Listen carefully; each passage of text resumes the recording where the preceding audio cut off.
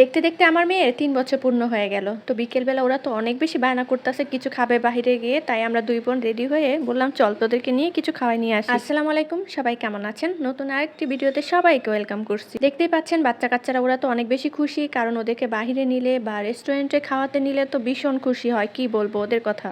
একজন উদ্যোক্তা ভাইয়া আমাদেরকে বলেছে, আপু আমরা নতুন একটা রেস্টুরেন্ট খুলেছি, আপনারা অবশ্যই যাবেন এবং খাবারগুলো খেয়ে রিভিউ দিয়ে আসবেন। তো আমরা চলে গেলাম ওই ভাইয়ার রেস্টুরেন্টে। আমরা প্রথমেই বাচ্চাদের খাবারটা অর্ডার দিলাম। ছেলের জন্য চাউমিন অর্ডার দিলাম আর ২ মেয়ের জন্য ২টা চিকেন ফ্রাই। তো ওদেরটা যেহেতু আগে আসবে তাই আমরা একটু বসে আরো কিছু মেনু দেখতেছিলাম।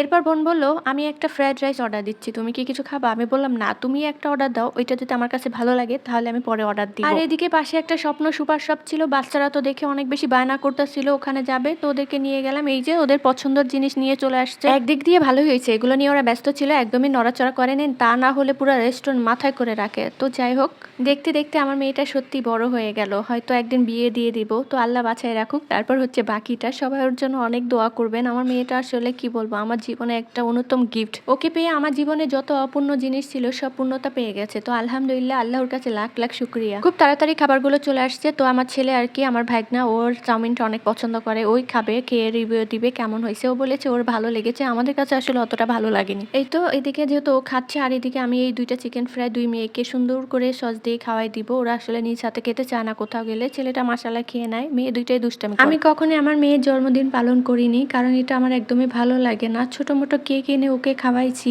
এটাতেই অনেক আনন্দ লাগে। ইচ্ছা করলে অনেক মানুষের দাওয়াত দেওয়া যায়, এই ঝাই ঝামেলা একদমই ভালো লাগে না। আমার দেশের বাড়ির আমার মা এবং কি আমার শ্বশুর বাড়ির সবাইকে অনেক মিস করতেছিলাম, যেহেতু আমার মেয়ের জন্মদিন ছিল। এইদিকে মামুনি 2টা তো অনেক বেশি নাচানাচি করতেছিল, যেহেতু গান বা মিউজিক অ্যাড করলে কপিরাইট চলে আসে, তাই ওইগুলো মিউট করে কথাগুলোই বসিয়ে দিলাম। কেমন হয়েছে অবশ্যই জানাবেন। ব্যাঙের মতো লাফাচ্ছে, বাট মাশাআল্লাহ আমার ভাগ্নি খুব সুন্দর নাচতে পারে। ওই প্রায় সময় দেখি আমার মেয়েকে নিয়ে নাচে। তো ওদের দুজনের জন্য অনেক দোয়া করবেন সবাই, মাশাআল্লাহ বলে দিবেন কিন্তু অবশ্যই অবশ্যই। এই তো মেয়েগুলো একটু আনন্দ করে নিল। তারপরে মেয়ের বাবা কেক পাঠিয়ে দিয়েছে, সে যেহেতু অফিসে আছে, আসতে অনেক লেট হবে, যেহেতু জ্যাম পড়ে, উত্তরা থেকে গাজীপুর আসতে অনেক টাইম লাগে। আমি এখানে এক হাত দিয়েই আনবক্সিং করতেছিলাম প্যাকেটটা। তো বের করার পর খুবই খুশি হয়ে গেছি, কেকটা এত মজাদার ছিল আর আমার খুবই পছন্দের একটা কেক।